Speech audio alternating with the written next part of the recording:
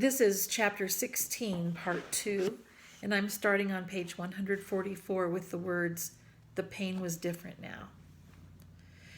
The pain was different now, a tightened pain, and it seemed less, but the sound. So strange, he thought, a mystery sound, a spirit sound, a bad sound. He took some small wood and got the fire going again, felt some little comfort and cheer from flames, but also felt he should get ready. He did not know how, but he should get ready. The sound was coming for him, just for him, and he had to get ready. The sound wanted him. He found the spear and bow where they were hanging on the pegs of the shelter wall, and brought his weapons to the bed he had made of pine boughs. More comfort, but like the comfort of the flames, it didn't work with this new threat that he didn't understand yet. Restless threat, he thought, and stood out of the shelter away from the flames to study the sky, but it was too dark. The sound meant something to him, something from his memory, something he had read about, something he had seen on television, something. Oh, he thought. Oh no. It was wind like the sound of a train with the low belly roar of a train. It was a tornado. That was it. The roar of a train meant bad wind, and it was coming for him. God, he thought, on top of the moose, not this, not this. But it was too late to do anything.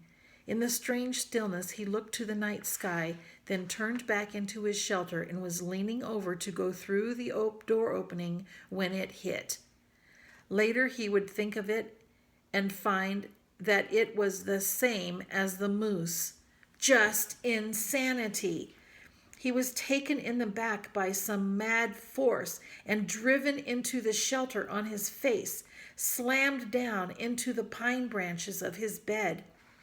At the same time, the wind tore at the fire and sprayed red coals and sparks in a cloud around him. Then it backed out, seemed to hesitate momentarily, and returned with a massive roar, a roar that took his ears and mind and body. He was whipped against the front wall of the shelter like a rag, ripping pain in his ribs again, then was hammered back down into the sand once more, while the wind took the whole wall, his bed, the fire, his tools, all of it, and threw it out into the lake, gone out of sight, gone forever. He felt a burning on his neck and reached up to find red coals there. He brushed those off, found more in his pants, brushed those away, and the wind hit again, heavy gusts, tearing gusts. He heard trees snapping in the forest around the rock, felt his body slipping out, and clawed at the rocks to hold himself down. He couldn't think, just held, and knew that he was praying, but didn't know what the prayer was, knew that he wanted to be, stay and be. And then the wind moved to the lake.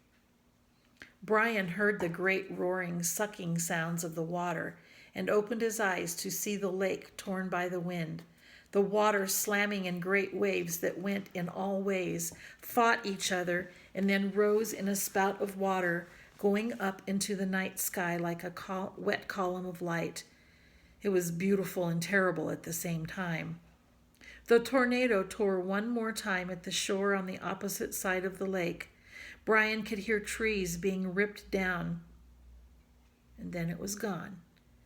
Gone as rapidly as it had come. It left nothing but Brian in the pitch dark. He could find nothing of where his fire had been, not a spark, nothing of his shelter, tools, or bed. Even the body of the fool bird was gone. I am back to nothing, he thought, trying to find things in the dark, back to where I was when I crashed, hurt, in the dark, just the same. As if to emphasize his thoughts, the mosquitoes, with the fire gone and the protective smoke no longer saving him, came back in thick, nostril-clogging swarms. All that was left was the hatchet at his belt, still there. But now it began to rain, and in the downpour he would never find anything dry enough to get a fire going, and at last he pulled his battered body back in under the overhang where his bed had been and wrapped his arms around his ribs. Sleep couldn't come with the insects ripping at him, so he lay the rest of the night slapping mosquitoes and chewing with his mind on the day. This morning he had been fat, well, almost fat and happy, sure of everything, with good weapons and food and the sun in his face and things looking good for the future. And inside of one day, just one day, he had been run over by a moose and a tornado, had lost everything, and was back to square one. Just like that. A flip of some giant coin, and he was the loser. But there is a difference now, he thought. There really is a difference. I might be hit, but I'm not done. When the light comes, I'll start to rebuild. I'll still have the hatchet, and that's all I had in the first place. Come on, he thought, baring his teeth in the darkness. Come on. Is that the best you can do? Is that all you can hit me with? A moose and a tornado?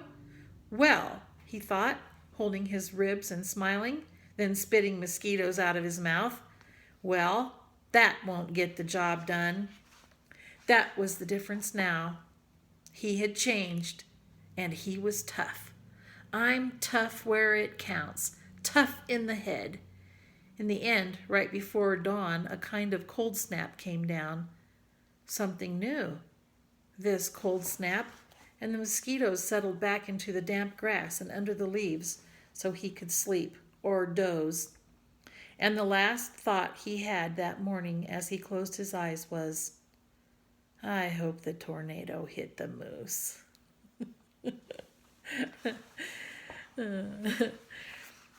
When he wakened, the sun was cooking the inside of his mouth, and he had dried his tongue to leather.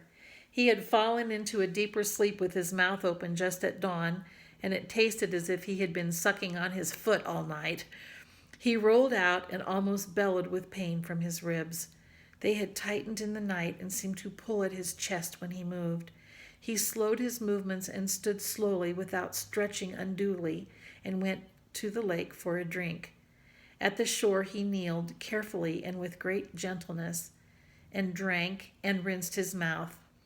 To his right he saw that the fish pond was still there, although the willow gate was gone and there were no fish. They'll come back, he thought, as soon as I can make a spear or bow and get one or two for bait. They'll come back.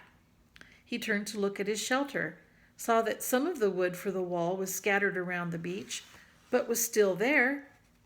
Then saw his bow jammed into a driftwood log, broken, but with the precious string still intact. Not so bad now, not so bad. He looked down the shoreline for other parts of his wall, and that's when he saw it.